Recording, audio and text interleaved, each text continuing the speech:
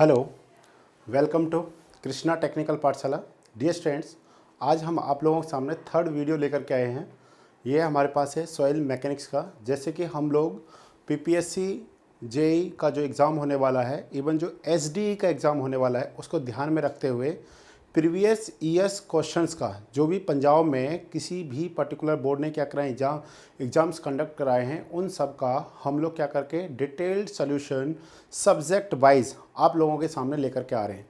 Dear students, these videos are very helpful because हम लोग यहाँ पे एक एक पॉइंट को क्या कर रहे हैं, आपके साथ डिटेल्ड में डिस्कस कर रहे हैं। इन वीडियोस का आपको पता तब चलेगा जब आप एग्ज़ाम देने जाएंगे और वहाँ पे आपको जब हम लोग इन पॉइंट्सों को जो यहाँ पे शेयर कर रहे हैं आप लोगों के साथ में, ये पॉइंट जब आप वहाँ पे देख रहे होंगे तो डेफिनेटली आपको कुछ ना कुछ वहाँ पे डेफिनेटली आपको हेल्प होने वाली है। क्योंकि हमारा सिर्फ मोटो ये नहीं है कि सिर्फ इस क्वेश्चन को सॉल्व करा देना, हमारा मोटो ये भी होता है कि इससे रिलेटेड जो भी क्वेश्चन हैं उनको भी हम आपको क्या करा पाएँ, सॉल्व करा पाएँ। ओके स्टूडेंट्स, तो हम लोग करते हैं क्वेश्चन। जो लास्ट क्वेश्चन था डियर स्टूडेंट्स हमारा, वो क्वेश्चन था हमारे पास bearing capacity of soil strata supporting a footing size 3 metre into 3 metre will not be affected by the presence of ground water table at a depth which is. तो अब आपको पता चल गया कि मैं थोड़ा सा बता रहा हूँ आपको, जिससे आपका थोड़ा सा रिदम बन जाएगा कि जैसे हमारे पास ये एक ग्राउंड सरफेस है और हम लोग यहाँ पे क्या कर रहे हैं, एक फुटिंग इस तरीके से हमने यहाँ पे क्या किया, बनाया। यस और नो, इस तरीके से हमने एक फुटिंग बना दिया। ठीक है, पूरा इस तरीके से सही से बनाएंगे। इस तरीके से हमने क्या किया, फुटिंग बनाया। ये फुटिंग का क्या होता है, विड्थ होता है डिस्टेंस कितना है, ये क्या है, विड्थ। तो हम लोग देखते थे कि जो डेप्थ ऑफ फाउंडेशन है या डेप्थ ऑफ फुटिंग से उसका जो विड्थ है, विड्थ कितना हमारे पास 3 मीटर इंटू 3 मीटर का है। तो 3 मीटर अगर वाटर टेबल इस लेवल पे कहीं पे भी लाई करता है या इसके बिलो कहीं पे भी लाई करता है, तो इस वाटर टेबल के कारण बियरिंग कैपेसिटी पे कोई भी इफेक्ट नहीं पड़ता है। इन सारी चीज़ों को मैं डिटेल्ड में आपको पढ़ा चुका हूँ। ठीक है ना, तो इस पॉइंट को आपने क्या रखना है, याद रखना है। एग्जाम में क्वेश्चन आए तो आपने क्या कर देना, बस डायरेक्ट सॉल्व कर देना, टाइम नहीं लगना चाहिए। ठीक है ना, ऐसे क्वेश्चन को देखते ही आंसर हमारा आना चाहिए कि ये क्वेश्चन तो कुछ भी नहीं है। दो क्वेश्चंस बहुत पॉपुलर होते हैं। नेक्स्ट आज जो हमारा टॉपिक है डिस्टेंस, उसको हम लोग देखते हैं यहाँ पे। क्वेश्चन नंबर देखिए 35। क्वेश्चन नंबर 35 क्या कहना है, a dry sand sample is used in the triaxial test. कौन सा टेस्ट है डिस्टेंस, ट्राई एक्सियल टेस्ट। ठीक है ना, triaxial test. Okay, triaxial test है। ओके, तो सबसे पहले डिस्टेंस हमको पता होना चाहिए कि by help of the triaxial test हम लोग क्या फाइंड करते हैं। बताओ, किसी भी आप बताओ क्या फाइंड करते हैं by help of the triaxial test. तो आपको ध्यान देना है, हमारे पास कितने टेस्ट होते हैं, 4 टेस्ट होते हैं। First one is the shear strain test, direct shear strain test. Second one is the triaxial shear test. Third one is the unconfined compressive strain test and fourth one is the vane shear test. तो जो direct shear test होता है वो हम लोग क्या करते हैं, जनरली ग्रेनुलर सॉइल के लिए क्या करते हैं, यूज़ करते हैं। और जो हमारे पास क्या होता है, ट्राई एक्सियल टेस्ट होता है, ये एडवांस फॉर्म ऑफ क्या होता है, डायरेक्ट शियर टेस्ट होता है। एक्चुअल में डायरेक्ट शियर टेस्ट में आपको वाटर प्रेशर को कंट्रोल करने का कोई भी सिस्टम नहीं है। तो आप यहाँ पे क्या करते हैं, यहाँ पे हम लोग वाटर प्रेशर जो होता है, जो एक्ट करता है पोर वाटर प्रेशर, उसको आप क्या कर सकते हैं, कंट्रोल कर सकते हैं। इसलिए triaxial test use for all type of soil. ठीक है ना। फर्स्ट तो हमारे पास क्या पॉइंट बनता है, this test is use for all type of soil. ठीक है, ऑल टाइप ऑफ सॉइल। अब ये तो ठीक है, ऑल टाइप ऑफ सॉइल के लिए है, परंतु करते क्या है इससे, dear students, by help of this test we calculate shear strength parameters.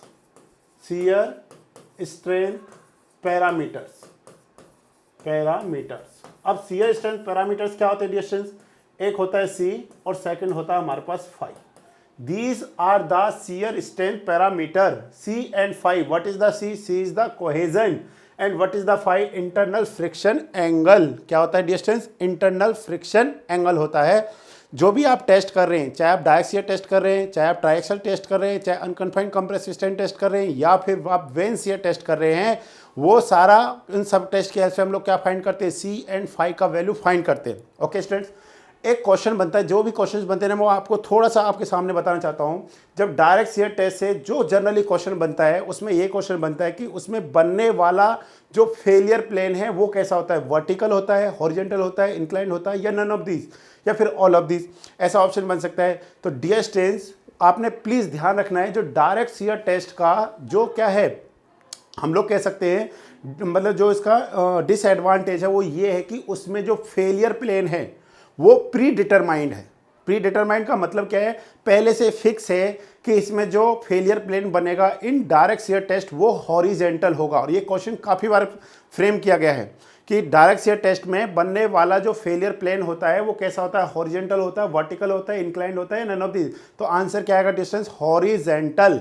ये सबसे ज़्यादा बार डायरेक्ट शियर टेस्ट में पूछा जाता है।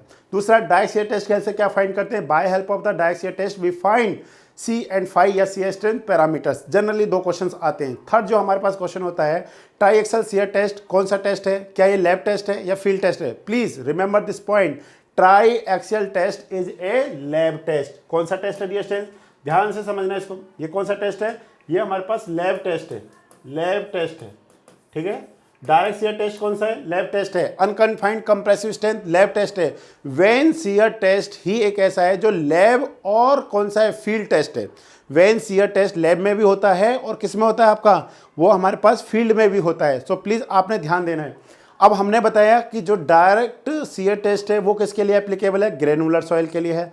Triaxial shear test all type of soil के लिए है। अगर आपसे पूछा जाए unconfined compressive strength test is applicable for which type of soil, बताइए कौन सा सॉइल होगा। तो डियर स्टूडेंट्स, वो हमारे पास होगा फाइन सिल्ट और clay, but generally soft clay के लिए जनरली हम लोग क्या करते हैं, सैचुरेटेड क्ले के लिए जनरली हम लोग क्या करते हैं, यूज करते हैं। Third fourth one is the vane shear test is applicable for which type of soil, answer क्या आएगा डिस्टेंस, सॉफ्ट क्ले। तो ये सारे पॉइंट आपको क्लियर हो गए कि कौन सा लैब टेस्ट है, कौन सा फील्ड टेस्ट है, कौन सा किस टाइप की सॉइल के लिए और किन से क्या फाइंड करना है। ओके, तो ये सारे पॉइंट आपको क्लियर हो गए। अब डियर स्टूडेंट्स, यहाँ पे एक और जो इंपॉर्टेंट पॉइंट है वो क्या है हमारे पास, यहाँ पे ड्राई सैंड। क्या है डियर स्टूडेंट्स, ड्राई सैंड। ध्यान से समझना इस पॉइंट को। इन केस ऑफ ड्राई सैंड, ठीक है, ड्राई सैंड, ड्राई सैंड का मतलब क्या है, इन केस इस ड्राई सैंड में क्या जीरो होगा, सी जीरो होगा या फाई जीरो होगा। Please remember this point, dry sand is a, इसमें क्या होगा, ये कोहेजन लेस सॉइल। कैसा है dear students, cohesionless soil. Cohesionless soil का मतलब है सी इक्वल टू जीरो, इसमें सी का वैल्यू क्या हो जाएगा, जीरो हो जाएगा। ओके, अब आप बताइए ड्राई सैंड में हम लोग यहाँ पे दो तरीके के स्ट्रेसेस लगाते हैं। First one is the cell pressure and second one is the deviator stress, ठीक है ना। जो सेल प्रेशर है हम लोग क्या करते हैं, देखिए अगर आपको मैं कहूँ कि देखिए ये आपके पास ड्राई सैंड है, आप इसको क्या करके रखिए, खड़ा करके रखिए, ऐसे मतलब एक मतलब वर्टिकल डायरेक्शन में रखिए, तो आप नहीं रख सकते हैं बिकॉज क्योंकि उसके अंदर प्लास्टिसिटी प्रेजेंट नहीं है। तो हम लोग क्या करते हैं, उसको वर्टिकल खड़ा करने के लिए, वर्टिकल स्टैंड करने के लिए एक रबर मेम्ब्रेन क्या करते हैं, यूज़ करते हैं, ठीक है। फिर उसमें वाटर प्रोवाइड करते हैं, वो वाटर उस पर क्या करता है, चारों तरफ से क्या लगाता है, एक प्रेशर लगाता है। उस प्रेशर को हम लोग क्या बोलते हैं, सेल प्रेशर बोलते हैं। और cell pressure is denoted by in triaxial test, जो हमारे पास सेल प्रेशर है, ठीक है ना, सेल प्रेशर, इसको हम लोग किससे डिनोटेड करते हैं, सिग्मा 3 से डिनोटेड करते हैं। और इसको दूसरा क्या बोलते हैं, माइनर स्ट्रेस भी बोलते हैं, ठीक है ना, क्या बोलते हैं, माइनर स्ट्रेस भी बोलते हैं। नेक्स्ट है डियर स्ट्रेस, डेविएटर स्ट्रेस। कौन सा है, डेविएटर। डेविएटर स्ट्रेस जो है हमारे पास डियर स्ट्रेस, ये क्या होता है हमारे पास, सिग्मा डी होता है। ये हम लोग कौन सी स्टेज में लगाते हैं, ट्राइएक्सल टेस्ट को दो स्टेज में कंप्लीट करते हैं, first stage and the second stage. जो सेकंड स्टेज में जो स्ट्रेस आता है फेलियर पे, और लगने वाले स्ट्रेस को हम लोग क्या बोलते हैं, सिग्मा डी बोलते हैं। Sigma d is the deviator stress. Next है dear stage sigma 1। Sigma 1 is the major stress जो होता है, ठीक है ना। कौन सा हमारे पास, मेजर स्ट्रेस। ये किसके इक्वल होता है dear student, sigma 1 equal to होता है सिग्मा 3 प्लस सिग्मा डी के इक्वल होता है। प्लीज रिमेंबर दिस डाटा, ये डाटा बहुत क्या है, हेल्पफुल है। क्लियर हो गया पॉइंट। तो ये हमारे को यहाँ से क्लियर हो गया कि अगर आपको सिग्मा 1 निकालना, सिग्मा 3। अब हमारे पास क्या होता है कि इक्वेशन होता है, क्या होता है, इक्वेशन होता है किसमें हमारे पास रिलेशन जो है sigma 1 equal to sigma 3 10 square 45 plus 5/2 plus 2c 10 45 plus 5/2। ये हमारे पास क्या डिस्टेंस रिलेशन है, और ये किस टाइप की सॉइल के लिए है? ये हमारे पास डिस्टेंस C5 सॉइल के लिए है। किसके लिए? C5 सॉइल के लिए है। C5 सॉइल का मतलब क्या हो गया? देखिए, एक होता है सी सॉइल। सी सॉइल मतलब सी जिसमें प्रेजेंट है उसको हम लोग क्या बोलते हैं? Cohesive soil. क्या बोलते हैं डिस्टेंस? Cohesive soil. एक होता है जिसमें 5 प्रेजेंट होता है ओनली, उसको हम लोग क्या बोलते हैं? कोहेजन लेस सॉइल बोलते हैं उसको। क्या बोलते हैं उसको हम लोग? कोहेजन लेस सॉइल बोलते हैं। एक होता है हमारे पास C5 सॉइल। कौन सा होता है डिस्टेंस? C5 जिसमें दोनों प्रेजेंट होते हैं। Example is the silt. Silt इसका क्या है? एग्जाम्पल है। कोहेजिव सॉइल का एग्जाम्पल क्या distance? Clay is example of the cohesive soil. Cohesive soil का एग्जाम्पल क्या है? ड्राई सैंड या फिर सैंड होता है। ओके, अब क्वेश्चन में क्या दिया है डिस्टेंस? ध्यान से देखते जाइए। क्या करना है आपने? ध्यान से देखना है। इसको हम लोग थोड़ा सा ऐसे कर लेते हैं, ठीक है? थोड़ा सा देखिए ध्यान से। इस क्वेश्चन में आपको क्या गिवन कर रखा है? Dry sand. ड्राई सैंड का मतलब क्या है? बोलिए। ड्राई सैंड का मतलब क्या होता है? C = 0। जब आप C = 0 करेंगे तो इक्वेशन क्या बन जाएगा? Sigma 1 equal to sigma 3 10 square 45 plus 5/2 के इक्वल होता है। ठीक है, आप इसको क्या लिख सकते हैं? Sigma 1 equal to sigma 3 equal to 10 square 45 plus 5/2 लिख सकते हैं। और दूसरा आप इसको क्या लिख सकते हैं? Distance 1 plus sine 5 upon 1 minus sine 5। अगर आप ऐसा भी लिखेंगे तो सेम हमारे को यही रिजल्ट मिलता है, सिग्मा 1 अपॉन सिग्मा 3। अब क्या एग्जाम में आपको सिग्मा 1 का वैल्यू दे रखा है? यस, हमको सिग्मा 1 का वैल्यू दे रखा है। What is the sigma 1? Sigma 1 equal to sigma 3 plus sigma D upon sigma 3 equal to 1 plus sine 5 upon 1 minus sine 5। Clear हो गया डिस्टेंस? तो ये क्वेश्चन में काफ़ी बार एग्जाम में आता है। सिग्मा 3 का वैल्यू कितना है? 50। इसका वैल्यू कितना है? सिग्मा डी का 100 डिवाइड में 50 इक्वल टू कितना हो जाएगा? 1 plus sine 5 upon 1 minus sine 5। तो आप इसको फाइनली सॉल्व करेंगे, 50 प्लस 100 कितना होता है डिस्टेंस? बोलो। 50 प्लस 100 इक्वल टू कितना होगा? 150। 150 by 50 equal to 3 equal to 1 plus sine 5 upon 1 minus sine 5। तो यहाँ से आप पता कर सकते हैं कितना आ जाएगा जब आप इसको सॉल्व करेंगे। 3 minus 3 sine 5 equal to 1 plus sine 5। तो आप इसको क्या कर लीजिए? साइन 5 को एक तरफ ले जाइए। जब आप साइन 5 को एक तरफ लेके जाएंगे तो क्या हो जाएगा डिस्टेंस? देखिए, ये हो जाएगा 3, 1 इधर आएगा तो 2 इक्वल टू 4 साइन 5। तो यहाँ से आपको क्या पता करना है? साइन 5 इक्वल टू कितना हो जाएगा डिस्टेंस? 1/2। तो बोलिए 5 का रिजल्ट कितना आ जाएगा? साइन इनवर्स 1/2 किसके इक्वल होता है डिस्टेंस? 30 डिग्री के इक्वलेंट होता है। अब आप कहेंगे सर हमारे को कौन सा फॉर्मूला फाइनली याद रखना है? सो प्लीज़ जब भी हमारे पास सैंड का केस होगा तो उस केस में आपने इस रिजल्ट को क्या रखना है? याद रखना है। काफ़ी बार इस फॉर्मूले पे क्या आते हैं? क्वेश्चन आते हैं। प्लीज़ इस रिजल्ट को आपने क्या रखना है? याद रखना है। Sigma 1 upon sigma 3 equal to 1 plus sine 5 upon 1 minus sine 5। What is the 5? 5 is the internal friction angle. हमने C0 क्यों किया है? क्योंकि सैंड है। अगर क्ले होता तो क्या 0 करते? 5 इक्वल टू 0 करते। क्या करते? 5 इक्वल टू 0 करते।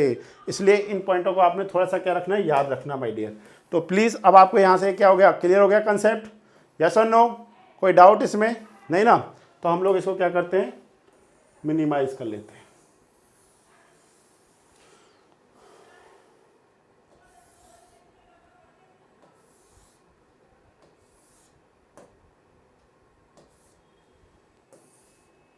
ठीक है, इसको हटा देते हैं, ऊपर ले जाते हैं इसको। दूसरा, इसको भी हम लोग यहाँ से हटा देते हैं।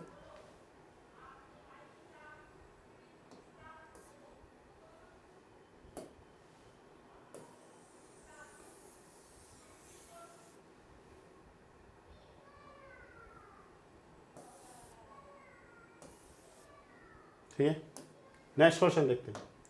नेक्स्ट क्वेश्चन क्या डिस्टेंस? देखिए ध्यान से। ये क्वेश्चन हमारे पास क्लियर हो गया। आंसर क्या है इस क्वेश्चन का? इस क्वेश्चन का आंसर आ गया 30 डिग्री। कितना आंसर आया इस क्वेश्चन का? आंसर आ गया डिस्टेंस 30 डिग्री। क्लियर हो गया? इस तरीके के काफ़ी बार क्वेश्चंस हमारे एग्जाम में आते हैं। Please remember this point. Triaxial test में सिग्मा 3 भी एक्ट करता है, सिग्मा 1 भी एक्ट करता है। ठीक है, नेक्स्ट क्वेश्चन क्या हमारे पास, ध्यान से देखते जाइए। नेक्स्ट क्वेश्चन है क्वेश्चन नंबर 36। ध्यान से देखिए क्वेश्चन नंबर 36 क्या कह रहा है आपको। During seepage through an earthen mass the direction of seepage is, the direction of seepage is parallel to equipotential line, perpendicular to stream line, perpendicular to equipotential line along the direction of gravity। तो my dear students इसका क्या आएगा correct answer बताइए। What is the correct answer of this question? 3। क्या है? 3 perpendicular to the equipotential line. जैसे आप थोड़ा सा यहाँ पे समझने की कोशिश कीजिए। ठीक है, थोड़ा सा हम लोग समझने की कोशिश करते हैं।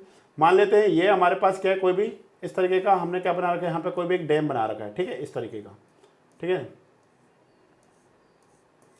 इस तरीके का हमने कोई भी एक डैम बना रखा है। अब यहाँ पे हमारे पास क्या है, एक वेव वाटर लेवल है। ठीक है, इस तरीके का, और यहाँ पे भी हमारे पास इस तरीके का एक वाटर टेबल है। अब डियर स्टूडेंट्स आपको पता है कि वाटर क्या करेगा, इस तरीके से फ्लो करेगा और इधर जाएगा। यस और नो? वाटर क्या करेगा, इधर से इधर की तरफ क्या करेगा, फ्लो करेगा। और आपको पता है कि इधर ज़्यादा मतलब हेड है, इधर कम हेड है, तो हेड डिफरेंस के कारण ये वाटर क्या कर रहा है, फ्लो कर रहा है। तो अब आप देखेंगे डियर स्टूडेंट्स यहाँ पे जो वाटर फ्लो कर रहा है वो इस तरीके का एक चैनल होता है। तो इस चैनल से वाटर क्या कर रहा है, फ्लो कर रहा है। ठीक है ना, इसको हम लोग क्या बोलते हैं, फ्लो चैनल बोलते हैं। क्या बोलते हैं इसको? फ्लो चैनल बोलते हैं। और ये जो लाइन है, इस लाइन को हम लोग क्या बोलते हैं डियर स्टूडेंट्स, स्ट्रीम लाइन बोलते हैं। क्या बोलते हैं इसको हम लोग? स्ट्रीम लाइन बोलते हैं, जो क्या होती है, पैरेलल टू फ्लो होती है। ये हमारे पास क्या डियर स्टूडेंट्स, स्ट्रीम लाइन होती है। और डियर स्टूडेंट्स एक लाइन होता है जो स्ट्रीम लाइन के परपेंडिकुलर होता है। क्या होता है? स्ट्रीम लाइन के परपेंडिकुलर होता है। एग्जाम में काफ़ी बार क्वेश्चन भी आता है कि स्ट्रीम लाइन और इक्विपोटेंशियल लाइन एक दूसरे को कितने डिग्री पे कट करते हैं। तो equipotential line and stream line both are cut at मतलब एट परपेंडिकुलर, मतलब ईच परपेंडिकुलर, एक दूसरे को 90 डिग्री पे क्या करते हैं, कट करते हैं। मीन्स वहाँ पे कुछ इस तरीके का होगा। कहने का मतलब ये है कि ये वाला जो लाइन है, इस लाइन को हम लोग क्या कहेंगे, इसको हम लोग कहेंगे इक्विपोटेंशियल लाइन। Equipotential line. तो डियर स्टूडेंट्स इक्विपोटेंशियल लाइन, ठीक है ना, इस तरीके का हमारे पास क्या होगा, इक्विपोटेंशियल लाइन होगा। तो अब आपको पता होना चाहिए, जैसे एक ये इक्विपोटेंशियल लाइन हो गया, एक हमारे पास जैसे कि यहाँ पे एक इक्विपोटेंशियल लाइन हो गया। तो इन दोनों के बिटवीन जो हेड होता है वो क्या होगा, जो डिफरेंस आएगा वो क्या आएगा, सेम आएगा। ठीक है ना, क्या होगा, सेम होगा। और दूसरा जो ये फ्लो का जो डायरेक्शन है वो क्या होगा, इस इक्विपोटेंशियल लाइन के परपेंडिकुलर होगा। ध्यान से समझना इस पॉइंट को। During seepage through an earthen mass the direction of seepage is perpendicular to the equipotential line and parallel to stream line. Clear हो गया? ध्यान से समझना। एक दूसरे के साथ कितने डिग्री का एंगल बनाएंगे, 90 डिग्री का एंगल बनाएंगे। और जनरली जो यहाँ पे क्या बनते हैं, इस तरीके के जो बॉक्स बनते हैं वो जनरली स्क्वायर और रेक्टेंगल होते हैं। कौन कौन से होते हैं?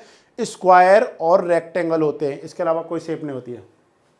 तो ये हमारे पास था क्वेश्चन। ठीक है, इसको हम लोग हटा देते हैं। ओके, नेक्स्ट देखते हैं dear students. Question number 37 is very important question, my dear students. Question number 37 is very important question for exam point of view. ध्यान से समझना, काफी बार रिपीटेड क्वेश्चन है। A deposits of fine sand has porosity. सबसे पहले हम लोग क्या करते हैं, जो गिवन कर रखा वो लिख लेते हैं। ठीक है ना, जो गिवन कर रखा उसको लिख लेते हैं। क्या गिवन किया है? पोरोसिटी। ओके, सबको पता है what is the porosity. Porosity, it is the ratio of volume of voids to the volume of soil sample. What is the specific gravity? और क्या दे दिया हमारे को, n दे दिया, g दे दिया। ठीक है। The hydraulic gradient IA, मतलब हम लोग इसको जनरली IC से डिनोटेड करते हैं। The hydraulic gradient is to develop boiling condition. कौन सी condition distance? Boiling condition of sand is given by, condition दे रखा हमारे को बॉइलिंग कंडीशन। इसको और किस दूसरे के नाम से जानते हैं डिस्टेंस, बॉइलिंग कंडीशन का ये, या हम लोग इसी को किसके नाम से जानते हैं, क्विक सैंड कंडीशन। कौन सा distance? Quick sand condition, quick sand condition. Okay, next इसी कंडीशन को हम लोग और किसके नाम से जानते हैं, पाइपिंग। नेक्स्ट हम लोग और क्या जानते हैं, फ्लोटिंग कंडीशन। इनमें से कोई भी अगर वर्ड आता है तो इसका सिंपल सा एक ही मतलब है। ये क्या distance, boiling condition, quicksand condition, piping, floating, इन सब का एक ही क्या है, मीनिंग है। क्लियर हो गया पॉइंट। अब एग्जाम में ये क्वेश्चन आता है, quicksand it is a type of sand, it is a condition where effective stress becomes to zero, and दो ऑप्शन और दे रखे होंगे, तो प्लीज रिमेंबर दिस पॉइंट। जब इफेक्टिव स्ट्रेस क्या हो जाए, जीरो हो जाए, उस कंडीशन पे जो हाइड्रोलिक ग्रेडियंट होता है उसी को ही हम लोग क्या बोलते हैं, क्रिटिकल हाइड्रोलिक ग्रेडियंट बोलते हैं।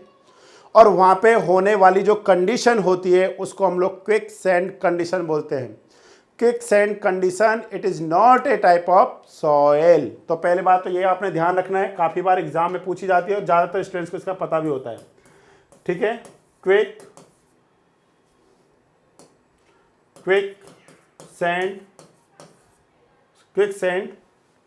कंडीशन, ठीक है ना, quicksand it is a condition, ठीक है ना, ऐसे लिख देते हैं हम लोग, it is a condition, okay, it is a condition where effective stress becomes zero, ठीक है, बिकम्स जीरो, मतलब जहां पे इफेक्टिव स्ट्रेस क्या हो जाता है, जीरो हो जाता है। ये क्या नहीं है, it is not a type of sand, ठीक है, क्लियर हो गया student. It is not a type of sand. ये हमारे पास क्या है, ये तो सिर्फ क्या है, एक कंडीशन है जहां पे इफेक्टिव स्ट्रेस क्या हो जाता है, जीरो हो जाता है। ओके स्टूडेंट, दूसरा हमारे पास क्या है, ये कंडीशन होगा कब, क्विकसैंड कंडीशन कब होगा, प्लीज रिमेंबर दिस पॉइंट। जब क्या होगा, सीपेज फ्लो का जो डायरेक्शन है वो क्या होगा, अपवर्ड होगा। व्हेन सीपेज फ्लो डायरेक्शन क्या है, अपवर्ड है, उस केस में हमारे पास क्या होगा, when flow takes in upward direction, ठीक है ना, when flow takes in upward direction then seepage pressure is also act in upward direction. तो एग्जाम में क्वेश्चन बनता है, यहाँ पे क्या क्वेश्चन बनता है कि सीपेज फोर्स की डायरेक्शन कैसे होती है, तो ध्यान देना, सीपेज फोर्स की direction always direction of flow में होती है। अगर आपका डायरेक्शन ऑफ फ्लो क्या है, डाउनवर्ड डायरेक्शन में है, तो सीपेज ऑफ प्रेशर भी किस में होगा, डाउनवर्ड डायरेक्शन में होगा। अगर सीपेज ऑफ फ्लो क्या है, अपवर्ड डायरेक्शन में है, तो सीपेज प्रेशर भी किस में होगा, अपवर्ड डायरेक्शन में होगा। इसीलिए क्विकसैंड कंडीशन जो ऑकर होती है वो ऑलवेज कब होती है, when seepage flow in upward direction. Clear हो गया पॉइंट। क्यों हो रहा है, देखिए कैसे हो रहा है, ध्यान समझने की कोशिश कीजिए। जब कोई क्या है, ऊपर से स्ट्रेस लग रहा है, जैसे कि अगर आप मेरे सिर पे लोड रख दे जाए तो वो मेरे को ऊपर से नीचे की तरफ कर रहा है, अब उस पर और कोई वाटर क्या कर दे रहा है, डाल दे रहा है, तो और ज़्यादा क्या हो जाएगा, स्ट्रेस हो जाएगा। अब उल्टा क्या हो रहा है, ऊपर से मेरे पे कोई स्ट्रेस लग रहा है और नीचे से मेरे को क्या करे, कोई सपोर्ट देगा, तो आने वाला जो स्ट्रेस होगा, आने वाला जो लोड होगा, उसका वैल्यू क्या हो जाएगा, कम हो जाएगा। अगर एक कंडीशन ऐसा हो जाए कि ऊपर से आने वाला जो स्ट्रेस है और नीचे से लगने वाला जो प्रेशर है, अगर वो एक दूसरे के क्या हो जाए, इक्वलेंट हो जाए, तो उस केस में मेरे पे तो कोई फर्क नहीं पड़ने वाला है, मेरे पे तो कोई स्ट्रेस नहीं आ रहा है। Same as well as condition कहाँ पे होती है, क्विकसैंड कंडीशन में होती है। इस केस में क्या होता है, सबमर्ज्ड वेट इक्वलेंट किसके हो जाता है, सीपेज प्रेशर के इक्वल हो जाता है। और जब ऐसा होता है उस केस में effective stress is equal to zero. Clear हो गया माय डियर। तो ध्यान से समझना, क्विकसैंड कंडीशन कब होता है, व्हेन, ये कंडीशन कब हो रहा है, ध्यान समझना, व्हेन, ठीक है ना, ये हमारे पास कंडीशन है when flow takes in upward direction.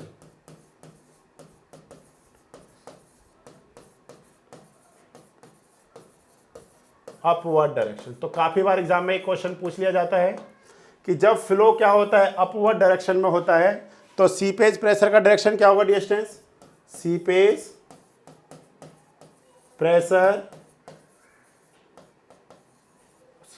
Pressure acting in upward direction, किस डायरेक्शन में डिस्टेंस, अपवर्ड डायरेक्शन में होगा, अपवर्ड डायरेक्शन। तो यहां से आपको एक पॉइंट क्लियर हो गया कि अपवर्ड डायरेक्शन में क्या होगा, सीपेज प्रेशर एक्ट करेगा। तो इस केस में क्या होता है dear students, seepage pressure equal to किसके हो जाता है, सबमर्ज्ड वेट के इक्वल होता है, ठीक है ना। जो इंपॉर्टेंट पॉइंट है वो क्या है, वो पॉइंट हम लोग लिख रहे हैं यहाँ पे, सीपेज प्रेशर इक्वल टू किसके हो जाएगा, seepage pressure equal to submerged weight, submerged weight. अगर ऐसा हो जाएगा तो इस केस में इफेक्टिव स्ट्रेस किसके इक्वल होगा, effective stress equal to zero. क्या हो जाएगा dear stress, effective stress equal to zero. तो जब हमारे पास इफेक्टिव स्ट्रेस जीरो होगा तो इस कंडीशन को हम लोग क्या कहेंगे, पाइपिंग या फिर क्विकसैंड कंडीशन या फिर क्या कहेंगे हम लोग, फ्लोटिंग कंडीशन, इन सारे नाम से, या बॉइलिंग कंडीशन, ठीक है ना, इन सब नाम से इसको हम लोग क्या करते हैं, जानते हैं। तो dear stress, effective stress zero है तो इसका मतलब हो गया हमारे पास, देखिए ध्यान से समझना, gamma dash into Z, Z कोई भी हाइट है जिस हाइट पे हमने ले रखा है, माइनस आई इंटू क्या हो जाएगा, जेड इंटू क्या हो जाएगा, गामा डब्लू इक्वल टू क्या होगा, जीरो। ठीक है डिस्टेंस, ये हमारे पास है i into z into gamma W. तो एग्जाम में आपने ध्यान दे रहा है, कभी कभी आपसे ये भी पूछ लिया जाता है कि सीपेज प्रेशर का फॉर्मूला क्या होता है, तो i into z into gamma W. अब इन दोनों के एक दूसरे के इक्वलेंट कर दीजिए, gamma dash Z equal to I multiply Z multiply gamma W. तो डियर स्टूडेंट्स, इस केस में जो आई होता है वो क्या बन जाएगा, आई सी बन जाएगा। आई सी इज द, ये आई का मतलब क्या है यहाँ पे डियर स्टूडेंट्स, आई का मतलब है हाइड्रोलिक ग्रेडियंट, ठीक है, हाइड्रोलिक ग्रेडियंट। और वो ग्रेडियंट जिस पे इफेक्टिव स्ट्रेस जीरो होता है उसको हम लोग क्या बोलते हैं, क्रिटिकल हाइड्रोलिक ग्रेडियंट बोलते हैं, मींस आईसी। तो जेड से डिस्टेंस क्या हो गया, जेड कैंसिल हो गया। What is the IC, IC equal to क्या हो जाएगा, gamma dash by gamma W.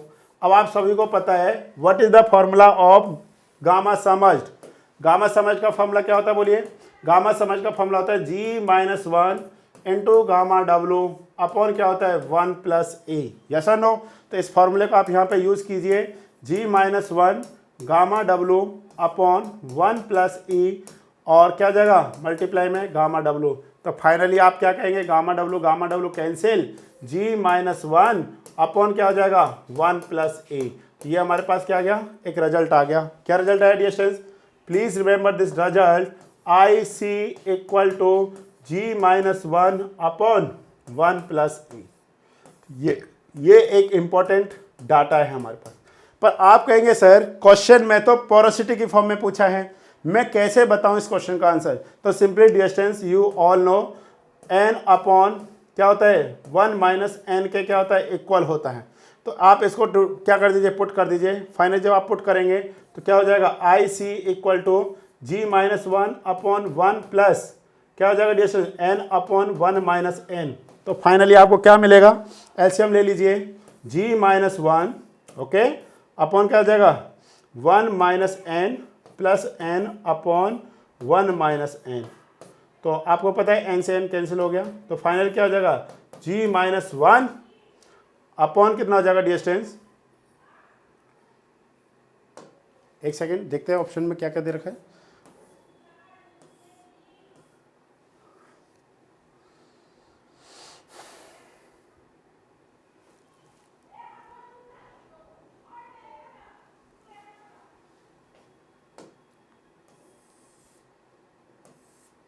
Into क्या हो जाएगा, ये हमारे पास क्या आ जाएगा, ऊपर आ जाएगा। तो इसको हम लोग लिखेंगे, एक minute, a upon b upon c को हम लिख सकते हैं ए सी अपॉन बी, ठीक है।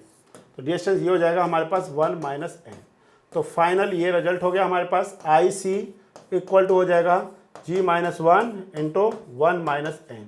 तो ये हमारे पास क्या है, फाइनल रिजल्ट है i c equal to hydraulic gradient. Clear हो गया, सारा रिजल्ट आपको क्लियर हो गया। अब आपसे कभी कभी पूछा जाएगा कि आईसी की किस वैल्यू पे, आईसी की किस वैल्यू पे क्विकसैंड कंडीशन ऑकर होता है। ओके स्टूडेंट्स, तो जनरली ध्यान से समझना, ये जो हमारे पास क्विकसैंड कंडीशन है, हमारे पास quicksand condition occur in fine sand and coarse silt, okay. जो क्विक सैंड कंडीशन होता है डिस्टेंस से किसमें होता है, fine sand and coarse silt में क्या होता है, ये ऑकर होता है। In case of fine sand and silt के केस में distance, what is the value of G का वैल्यू होता है 2.65 and what is the void ratio, e approximate equal to 0.65। ये भी काफ़ी बार एग्जाम में पूछा गया है कि ई का वैल्यू क्या होता है, ठीक है ना। तो G equal to 2.65, e equal to 0.65। तो डिस्टेंस यहाँ से अगर आपको आई सी का वैल्यू पता करना है तो कितना हो जाएगा, i c equal to G minus 1/1 plus e by help of this formula. तो what is the G, 2.65 minus 1/1 plus 0.65। तो यहाँ से आई सी इक्वल टू कितना हो जाएगा distance, I C approximate equal to क्या होगा, 1 के इक्वल होगा। क्लियर हो गया पॉइंट। तो आई सी का वैल्यू क्या आएगा, 1 आएगा। काफ़ी बार एग्जाम में ये क्वेश्चन आया हुआ है हमारे पास। नेक्स्ट देखते हैं डिस्टेंस हम लोग क्या नेक्स्ट पॉइंट देख रहे हैं। To avoid quick sand condition, to avoid quick sand condition, तो क्या याद रखना distance, I less than I C. What is the I, I is the hydraulic gradient,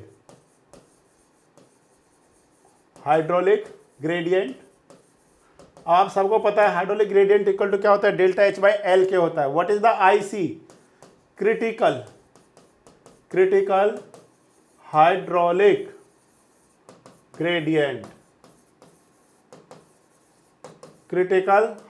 gradient, तो यहाँ पे डिस्टेंस हमारे पास एक होता है फैक्टर ऑफ सेफ्टी। क्या होता है distance, factor of safety. It is the ratio of the critical hydraulic gradient to the hydraulic gradient. इस तरीके से हम लोग क्या करेंगे, इसका रिजल्ट फाइंड कर लेंगे। तो काफ़ी बार एग्जाम में क्वेश्चन बनता है यहाँ से कि factor of safety equal to I C upon I, या आई अपॉन आई सी, या आई सी मल्टीप्लाई आई, इस तरीके के क्वेश्चंस होते हैं। तो इसलिए आपको क्या रखना है, याद रखना है कि जो हमारे पास फैक्टर ऑफ सेफ्टी होगा वो 3 टाइम्स 4 टाइम्स लेके चलते हैं, क्योंकि वो आई सी का वैल्यू क्या है, ज़्यादा होता है। इसीलिए आई का जो वैल्यू होता है वो लेस देन क्या होगा, 1 होगा इन case of fine sand and silt के केस में। क्लियर हो गया पॉइंट। ओके स्टूडेंट्स, अब आपके मन में एक क्वेश्चन आ रहा होगा कि सर आप ये तो बताया ही नहीं कि क्ले के केस में क्यों नहीं क्विक सैंड कंडीशन होता है, या फिर ग्रेवल के केस में क्यों नहीं क्विक सैंड कंडीशन होता है। तो dear students, in case of clay, अगर आप क्ले के केस में देखते हैं, इन केस ऑफ क्ले बताइए what is the shear strength. तो shear strength equal to tau max लिख सकते हैं, यस और नो। शियर स्ट्रेंथ की मैक्स वैल्यू को ही हम लोग क्या कहते हैं, शियर स्ट्रेंथ कहते हैं। टाउ मैक्स इक्वल टू क्या हो जाएगा distance, C plus sigma N tan phi. ये किसके अकॉर्डिंग है formula, as per Coulomb's law, ठीक है ना, मोर कूलम्स लॉ के अकॉर्डिंग है। बट अगर आप इसको किस तरीके से लिखते हैं, tau max equal to S equal to C dash plus sigma N bar tan phi dash लिखते हैं, तो ये किसके अकॉर्डिंग है डिस्टेंस, ये हमारे जो सॉइल मैकिंग्स के फादर साहब है एज पर तरजागी साहब के अकॉर्डिंग है, या फिर मॉडिफाइड ऑफ मोर कूलम्स के अकॉर्डिंग है। तो डिस्टेंस बताइए क्विक सैंड कंडीशन का मतलब क्या है, क्विक सैंड कंडीशन का मतलब है इफेक्टिव स्ट्रेस बिकम्स टू 0। तो इसका मतलब हो गया एस इक्वल टू सी। इसका मतलब सिंपल सा है कि क्ले के केस में शियर स्ट्रेंथ क्या नहीं होता है, 0 नहीं होता है। क्लियर हुआ point. In case of clay shear strength is not equal to 0, that means उस सॉइल के पास कुछ ना कुछ क्या होती है, स्ट्रेंथ होती है, जो वो उसको क्या करता है, रेजिस्ट करने के काम आता है, और वाटर के साथ क्या नहीं कर पाता है, फ्लो नहीं कर पाता है। That's why quick sand condition is not occur in clay. Okay, ये पॉइंट क्लियर हो गया। सेकंड पॉइंट, अब आपके मन में एक और भी चीज आ रहा होगा, sir in case of gravel, बोलिए इन केस ऑफ ग्रेवल में क्या प्रॉब्लम हो गई, ग्रेवल में क्यों नहीं क्विक सैंड कंडीशन ऑकर हुई। तो डियर स्टूडेंट्स, ग्रेवल में क्विक सैंड कंडीशन इसलिए ऑकर नहीं होती है क्योंकि ग्रेवल के जो पार्टिकल्स होते हैं उनके बिटवीन जो वॉइड्स होते हैं उसका साइज बहुत ज़्यादा होता है। तो अब आपको क्या करना पड़ेगा, वहाँ पे सीपेज प्रेशर को हाई एक्ट कराने के लिए बहुत ज़्यादा अमाउंट में आपको क्या चाहिए, वाटर चाहिए। इसीलिए ये जो कंडीशन होता है generally fine sand and coarse silt में ही क्या होती है, ऑकर होती है। अब प्रैक्टिकली अगर आप देखना चाहेंगे कि प्रैक्टिकली सर कब होगा, तो तो डियर स्टूडेंट, जब हम लोग क्या करते हैं, कोई एक्सकावेशन करते हैं, मतलब कहीं से मतलब मिट्टी को निकालते हैं, जब आप एक्सकावेशन कर रहे हैं, अगर एक्सकावेशन वाटर टेबल से क्या कर देते हैं, आप नीचे कर देते हैं, फॉर एग्जांपल जैसे कि आप एक्सकावेशन कर रहे हैं इस तरीके से, जैसे हमारे पास क्या है, ग्राउंड सरफेस, ठीक है ना, ये हमारे पास क्या डिस्टेंस, ग्राउंड सरफेस इस तरीके का, और आपने इस तरीके का एक्सकावेशन किया, मतलब यहाँ से सारे सॉइल को आपने हटा लिया, और माना पता चला कि वाटर टेबल तो इस हाइट से क्या है, कुछ हाइट ऊपर है, तो इस केस में जनरली हमको क्या मिलता है, क्विक सैंड कंडीशन मिलता है। अगर इसको अवॉइड करना है, इसको नहीं होने देना है, तो पहले हम लोग क्या करेंगे, बाय हेल्प ऑफ पंप हम लोग क्या करेंगे, वाटर को बाहर निकालेंगे और इस वाटर लेवल को क्या करेंगे, इसके नीचे लेकर के जाएंगे। अगर वाटर टेबल यहाँ पे कहीं पे भी लाई करता है तो इस केस में क्विक सैंड कंडीशन नहीं होगा। क्लियर हो गया पॉइंट आपको? तो प्लीज़ इन पॉइंट्सों को आपने क्या रखना है, याद रखना है। बहुत इंपॉर्टेंट क्या थे, पॉइंट्स थे क्विक सैंड कंडीशन के केस में। Okay students, any doubt?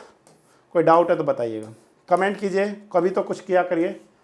एक काम होता है आपको, कोई अगर कोई चीज़ अच्छी लग रही है तो उसको भी बताइए, और कोई चीज़ आपको समझ में नहीं आ रही है, आपके कुछ चीज़ें चाहिए कि सर हमारे को थोड़ा सा अगर इस तरीके की चीज़ें हों तो आप वो भी हमारे साथ शेयर कीजिए, ठीक है ना। तो इसलिए थोड़ा सा ये सब रहता है। तो कौन सा आंसर आ जाएगा? आंसर तो बहुत सिंपल था, सारे बच्चों को पता था इसका कि फर्स्ट ऑप्शन इसका आंसर आ जाएगा। नेक्स्ट देखिए डिस्टेंस, नेक्स्ट क्वेश्चन है, ये नेक्स्ट पेपर के क्वेश्चन है, वो इससे पहले वाले पेपर के क्वेश्चन थे। The geological cycle of the formation of the soil, geological cycle for formation of soil. आप सभी को पता है सॉइल का जो फॉर्मेशन होता है वो मैकेनिकल डिसइंटीग्रेशन और केमिकल डिकम्पोजिशन, जब क्या होता है किसी रॉक का होता है तो वो छोटे छोटे पार्ट्स में क्या करता है, ब्रेक करता है, और जब वो छोटे छोटे छोटे पार्टिकल में ब्रेक करता है तो वहाँ से जो प्रोडक्ट मिलता है उसी प्रोडक्ट को हम लोग क्या बोलते हैं, सॉइल बोलते हैं। क्लियर हो गया? तो डियर स्टूडेंट्स, अब जब सॉइल तो बन गया, अब सॉइल बनने के बाद में क्या होता है, हमारे पास टू टाइप्स का सॉइल होता है। First one is the residual soil, second one is the transported soil. Residual soil वो सॉइल होता है जो क्या करता है, उसी ही जगह पे क्या करता है, प्रेजेंट रहता है, उस रॉक के ऊपर प्रेजेंट होता है जिस रॉक से वो फॉर्मेशन होता है।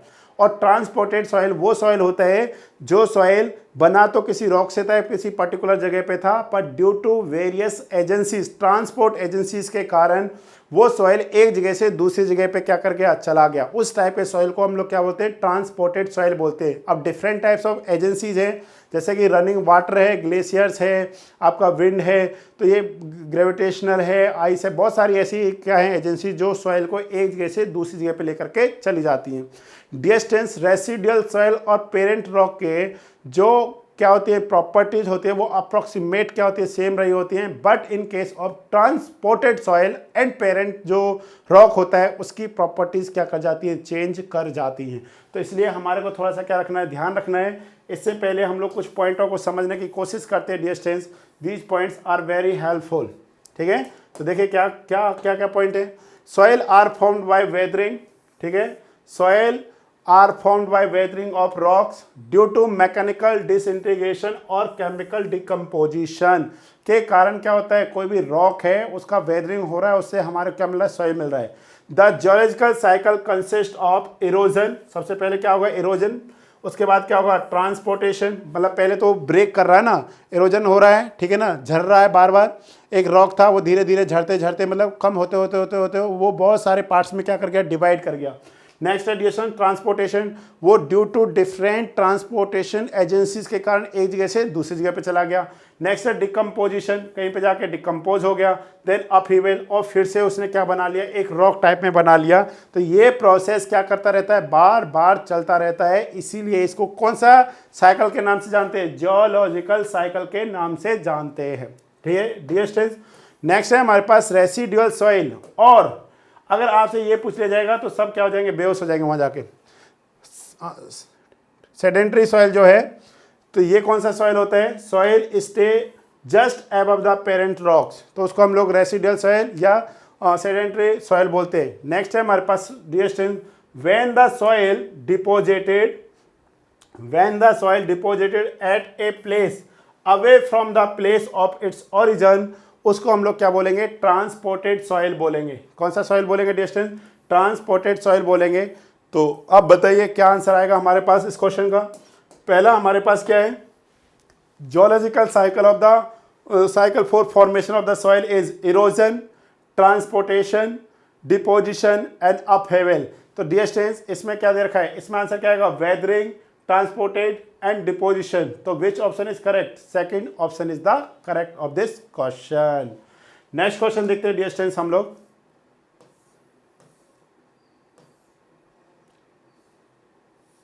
नेक्स्ट क्वेश्चन देख रहे हैं, क्वेश्चन नंबर 2 देखिए। क्वेश्चन नंबर 2 का आंसर क्या आएगा, बोलिए सारे लोग, बोलिए ध्यान से बोलिए। क्वेश्चन नंबर 2 है the ratio of the volume of voids to the total volume of the soil mass is called. तो यहाँ पे हमारे को बोला है volume of voids VB upon total volume of the soil V, तो इक्वल टू किसके हो जाएगा, डिस्टेंस पोरोसिटी के इक्वलेंट हो जाएगा। किसके इक्वल होगा, पोरोसिटी के।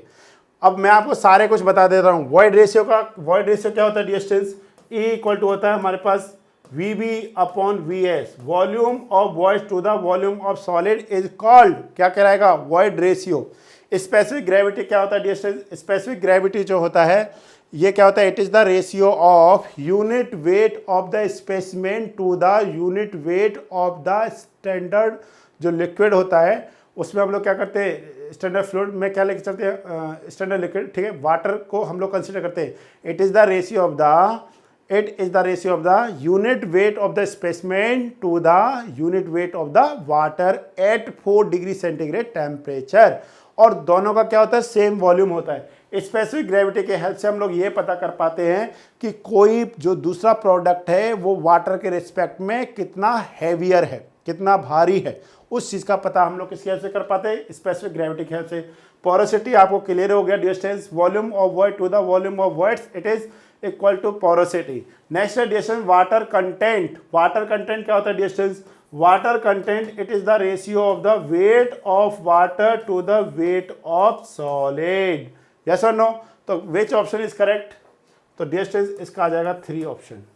क्वेश्चन नंबर 2 हो गया, 1 हो गया। नेक्स्ट देखते हैं the ratio of volume of water to the volume of voids in the soil mass is. तो डिस्टेंस देखिए वॉइड रेशियो हो गया क्या, नहीं, क्योंकि वॉइड रेशियो क्या है, volume of void to the volume of solid. पर इन्होंने क्या पूछा है, volume of water to the volume of void, इसका मतलब वॉइड रेशियो नहीं हो सकता। वाटर कंटेंट हो सकता है क्या, no, water content it is the ratio of the weight of water to the weight of solid, ये भी नहीं हो सकता।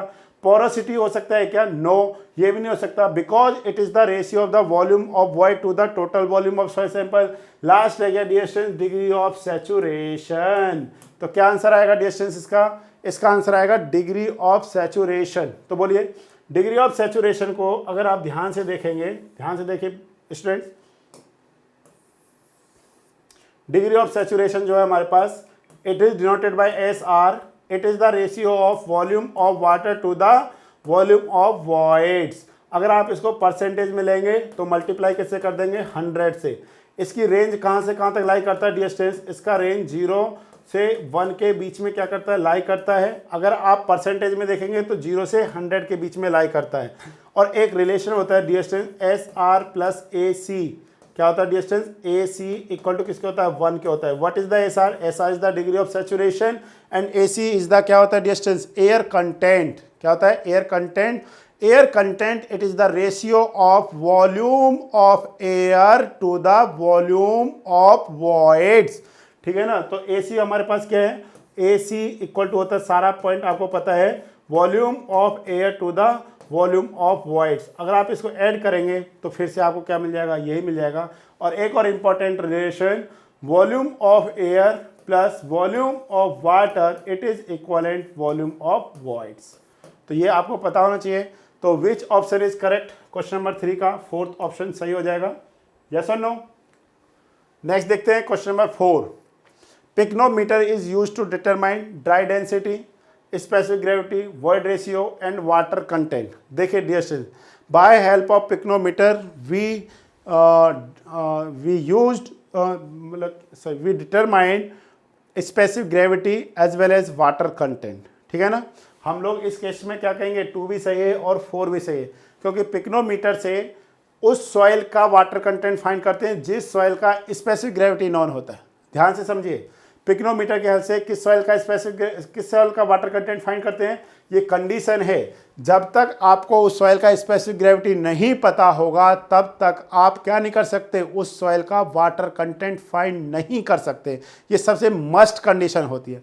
सो please remember this point, pycnometer is use to determine क्या है हमारे पास, वाटर कंटेंट, और दूसरा क्या है हमारे पास, specific gravity. Okay, any doubt?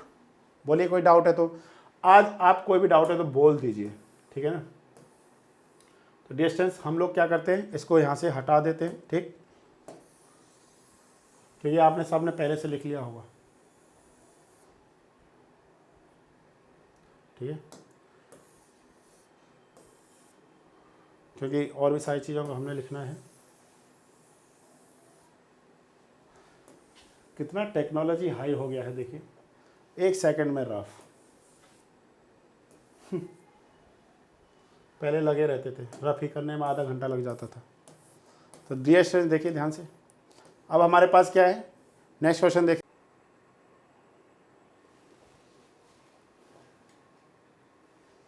Okay, तो इसको देख रहे हैं यहाँ पे हम लोग। नेक्स्ट क्वेश्चन है हमारे पास, according to ISI soil classification the silt size varies between. तो dear students please remember this data, ठीक है। अकॉर्डिंग टू ISI क्लासिफिकेशन, ठीक है, अकॉर्डिंग टू ISI सॉइल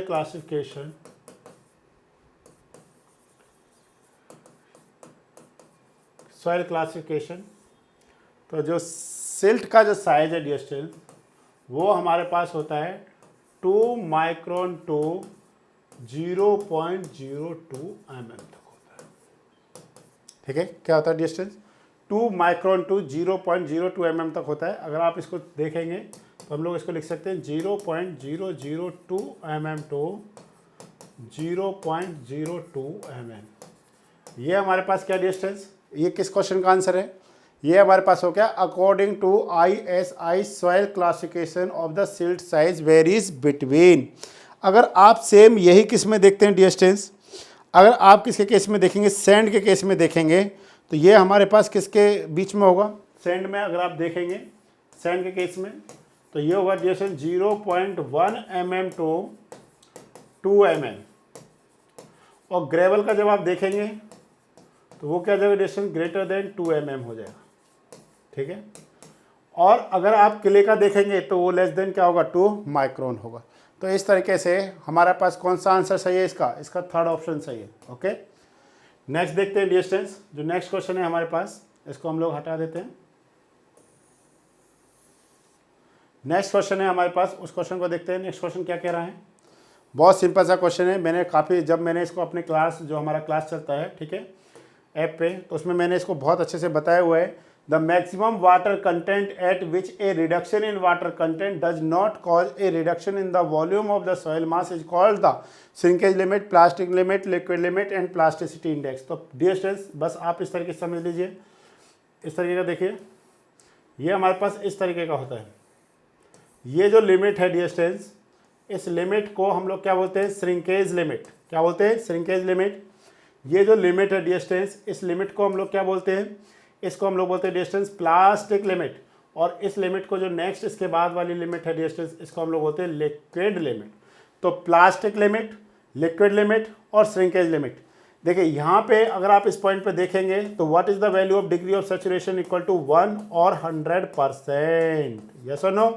अगर आप देखेंगे कि इसका कहने का मतलब क्या है कि एट श्रिंकेज लिमिट तक अगर degree of saturation equal to 100 है, इसका मतलब जो भी वॉइड्स है उसमें क्या फिल है, वाटर फिल है। अब जैसे जैसे हम लोग क्या करते हैं, अब मतलब लेफ्ट डायरेक्शन में मूव करेंगे तो यहाँ पे क्या हो रहा है, वाटर का रिडक्शन होता जा रहा है, रिडक्शन हो रहा है, रिडक्शन हो रहा है, रिडक्शन हो रहा है। इस पॉइंट पे जब आप वाटर कंटेंट देखेंगे तो वो क्या हो जाएगा, 0। आप कहीं पे भी, यहाँ पे कहीं पे भी देखेंगे तो वाटर कंटेंट कितना, 0। तो देखिए वाटर कंटेंट तो कम हो रहा है, बट क्या कम नहीं हो रहा है, सॉइल का वॉल्यूम कम नहीं हो रहा है, वो क्या है, कांस्टेंट है। तो इस टाइप की लिमिट को हम लोग क्या बोलते हैं डियर स्टूडेंट्स, इस लिमिट को हम लोग बोलते हैं श्रिंकेज लिमिट। कौन सा डियर स्टूडेंट्स हमारे पास, श्रिंकेज लिमिट। इन पॉइंट्स को मैंने आपको बहुत अच्छे से लास्ट क्लास में समझाया है, जो हमारे पास सेकंड जो लेक्चर था, ठीक है, वीडियो था, उसमें आप एक बार ध्यान से देखिए, एक एक पॉइंट आपको क्या हो जाएगा, क्लियर हो जाएगा। तो इसलिए इसको हम लोग क्या कर देते हैं, यहाँ से हटा देते हैं। ओके स्टूडेंट्स, इसको हम लोग क्या कर देते हैं, यहाँ से हटा देते हैं। नेक्स्ट देखिए, नेक्स्ट क्वेश्चन क्या है हमारे पास, ध्यान से देखते जाइए। नेक्स्ट क्वेश्चन क्या है हमारे पास, नेक्स्ट क्वेश्चन देखिए, सबसे इसका क्या आंसर आएगा, कौन सा क्वेश्चन है, ये क्वेश्चन हो गया, क्वेश्चन नंबर 6 भी हो गया हमारे पास। क्वेश्चन नंबर 7 देखिए, a soil having coefficient of permeability as 1 mm per second can be designated as clay, silt, sand, gravel. तो डिस्टेंस हमारे को क्या दे रखा है, कोफिशिएंट ऑफ परमेबिलिटी। ओके, क्या दे रखा है, coefficient of permeability. Okay, coefficient of permeability, it is denoted bye के। और ये होता क्या है हमारे पास डिस्टेंस, हम लोग अकॉर्डिंग टू, ठीक है ना, अकॉर्डिंग टू डार्सी लॉ, ठीक है, अकॉर्डिंग टू डार्सी लॉ। तो सॉइल मैकेनिक्स में दो फॉर्मूले बहुत दो लॉ ज़्यादा पूछे जाते हैं, स्टोक्स लॉ और डार्सी लॉ। डार्सी लॉ कहाँ पे यूज़ करेंगे, परमेबिलिटी के केस में डार्सी लॉ का यूज़ किया जाएगा, और स्टोक्स लॉ का जो यूज़ किया जाएगा वो सॉइल क्लासिफिकेशन में यूज़ किया जाएगा। जो सेडिमेंटेशन एनालिसिस होता है, sedimentation analysis is based on the Stokes law. वहाँ पे हम लोग करते हैं कि भाई सिल्ट होगा या क्ले होगा, जो फाइन सॉइल होता है उसका जो क्लासिफिकेशन किया जाता है, या फिर जो वहाँ पे हम लोग डाया फाइंड करते हैं वो by help of the Stokes law find करते हैं। But in case of permeability हम लोग किस लॉ को यूज़ करते हैं, डार्सी लॉ को यूज़ करते हैं। डार्सी साहब कहते हैं वेलोसिटी डायरेक्टली प्रोपोर्शन टू किसके होता है, आई के इक्वल होता है। और जो वी होता है, ये वाला जो वी है, इसको हम लोग क्या बोलते हैं, डिस्चार्ज वेलोसिटी। कौन सा वेलोसिटी डिस्टेंस, ये डिस्चार्ज वेलोसिटी या फिर सुपरफिशियल वेलोसिटी होता है। क्या होता है डिस्टेंस, सुपरफिशियल वेलोसिटी कहिए या फिर क्या कहिए, डार्सी वेलोसिटी। ओके, तो यहाँ पे देख रहे हैं हम लोग, जब आप इसको हटाओगे तो आप क्या कहेंगे, v इक्वल टू के इंटू आई। क्या कहेंगे डिस्टेंस, v इक्वल टू के इंटू आई। प्रोपोर्शनल साइन को हटा रहे हैं तो एक कांस्टेंट आ रहा है, तो k इक्वल टू क्या हो जाएगा डिस्टेंस, v अपॉन आई। तो एग्जाम में काफ़ी बार ये भी पूछा जाता है what is the unit of the k। तो डिस्टेंस ये क्या हो जाएगा, metre per second upon I. I is the hydraulic gradient, it is unitless because it is the ratio of the change in head to the length of the sample. तो ये इसका कोई unit नहीं होता है, इसलिए metre per second, mm per second और second centimetre पर सेकेंड, ये इसका क्या होता है डिस्टेंस यूनिट होता है। क्लियर हो गया पॉइंट आपको कि जो हमारे पास क्या है, कोएफिशिएंट ऑफ परमेबिलिटी क्या होता है, v अपॉन आई होता है। ओके स्टूडेंट्स, नेक्स्ट देखते हैं क्या नेक्स्ट क्वेश्चन है हमारे पास कि इसका जो वैल्यू है, अब आप खुद बताइए, अगर आपसे पूछा जाए कि के किसका ज़्यादा होगा, अगर आपके पास के ग्रेवल है, ठीक है ना, ग्रेवल, के क्या हमारे पास सैंड, नेक्स्ट हमारे पास क्या है, के सिल्ट, ओके, और नेक्स्ट डिस्टेंस के क्ले, तो किसका ज़्यादा होगा इस केस में। इस केस में आपने इस ऑर्डर को क्या रखना है, ध्यान रखना है। के ग्रेवल क्या होता है, ज़्यादा होता है, उसके बाद के सैंड होता है, उसके बाद के सिल्ट होता है, के सिल्ट होता है, लास्ट हमारे पास क्या होता है, के क्ले होता है। अब हमारे पास एक टेबल है डिस्टेंस, प्लीज़ आपने इस टेबल को क्या रखना है, याद रखना है। इस टेबल को आप याद रखेंगे तो क्या बन जाएगी, हमारी बात बन जाएगी, ठीक है डिस्टेंस। तो यहाँ पे थोड़ा सा टेबल आ गया ना हमारा, ओके कोई नहीं, मैं इसको क्या कर देता हूँ, बिल्कुल सही कर देता हूँ, 1 सेकेंड लगेगा।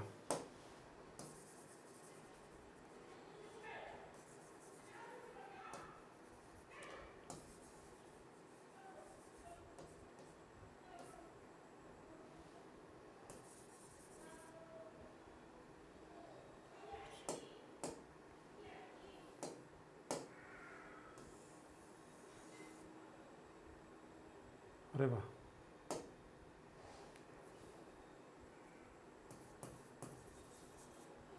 तो ये हो गया हमारे पास।